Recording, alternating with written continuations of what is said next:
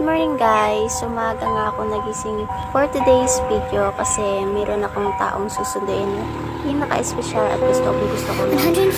So, siya at When I think of all the years I wanna be with you, wake up every morning with you in my bed.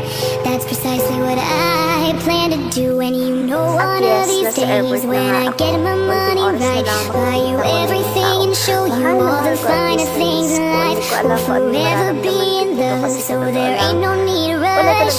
One day I won't be able to ask loud enough.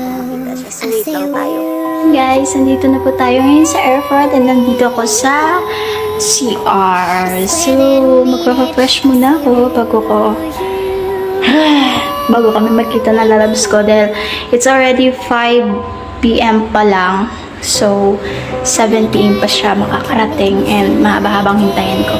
So, mag-retouch muna ako para maganda pagdating niya.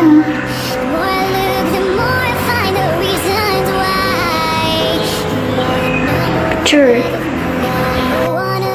So, mahaba-haba na mga ako.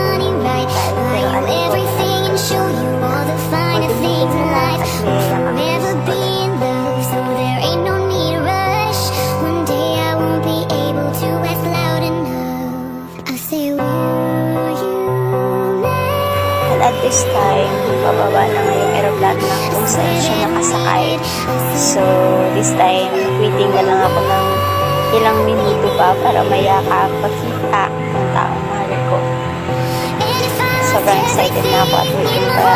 Kaya nga naging nararamdaman dito. Pero salamat ako kasi bibig ako siya ulit. Kasama na nga kami ulit. Walang pinagbago. Ang kulit pa rin namin pareho. Sa tayo ng kanya para ipakilala niya ako